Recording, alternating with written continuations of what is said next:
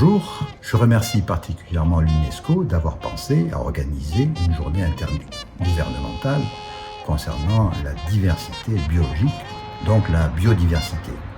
La biodiversité, c'est l'humanité, mais c'est aussi l'animalité. En tant que secrétaire général d'une association basée sur Nice en France, nous nous intéressons à l'amélioration du droit animalier. Je vais donc passer la parole à quelques-uns de nos membres qui vont vous parler des problèmes que rencontrent les animaux domestiques avec la reproduction forcée, en particulier des chiennes et des chattes, à parler des animaux d'élevage et donc de leurs conditions d'élevage et de leurs conditions d'abattage, des animaux de laboratoire, ce qui devrait être supprimé, les animaux spectacles, vous connaissez le problème rencontré dans les corridas, les delphinariums, les cirques, et enfin des animaux sauvages qui voient leur environnement réduit d'année en année. Comme on le voit sur cette affiche du WWF, si on considère la masse de l'ensemble des mammifères terrestres, on constate que les animaux sauvages n'en constituent plus que 4%. 36% de cette masse, elle est constituée par les êtres humains eux-mêmes. Et environ 60% par les animaux élevés par les êtres humains. Cette affiche nous montre donc le lien étroit entre la diversité biologique et l'alimentation des êtres humains. Végétaliser notre alimentation, c'est donc une manière à la fois de préserver la biodiversité sauvage, mais aussi de faire cesser la souffrance des animaux d'élevage. L'Organisation mondiale de la santé a défini la santé pas seulement comme une absence de maladie, mais aussi un état de bien-être physique, psychique et social. Pourquoi réserver ce bien-être aux seuls êtres humains ?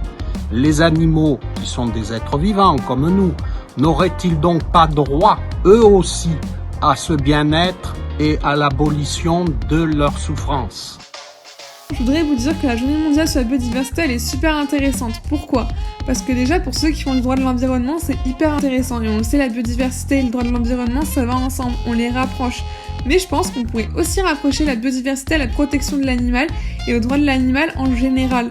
Moi, je vais mettre l'accent sur les animaux de spectacle, comme les animaux à Marineland ou alors les animaux de cirque ou de foire.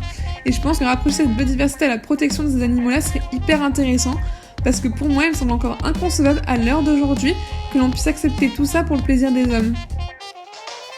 Dans le cadre de la biodiversité, je m'intéresse surtout à l'animalité. Je trouve qu'il est intolérable de consommer les bébés animaux. Je demande donc que la consommation d'agneaux, veaux, cabris, chevreaux, canetons, cochons de lait et j'en passe soit interdite. Et si certains hommes ne sont toujours pas prêts à supprimer l'animal de leur assiette, que sa mise à mort soit faite sans douleur. La biodiversité, c'est aussi l'animal. Il faut préserver la nature pour son bien-être. Beaucoup trop d'animaux sont en danger.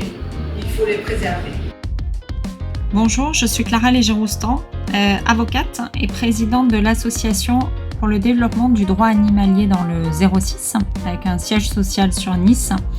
Nous sommes engagés dans la cause animale, nous sommes surtout engagés pour le développement du droit animalier, pour que le grand public comprenne aujourd'hui quelle est la législation en la matière du droit animalier et quelles sont les avancées encore à développer et je dirais à approfondir. Aujourd'hui, l'animal n'est plus un bien meuble. L'animal a été reconnu par le législateur comme doué de sensibilité. Parviendrons-nous à aller jusqu'à une personnalité juridique de l'animal ? Nous l'espérons et des conférences comme la vôtre y participeront largement, puisqu'à mon sens, l'animal doit avoir sa personnalité juridique autonome à part entière.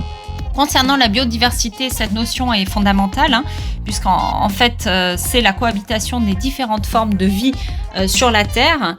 Il n'y a pas de raison qu'une espèce, je dirais, prenne le dessus sur une autre. Tous, nous devons arriver à cohabiter dans le sens du bien-être de chacun.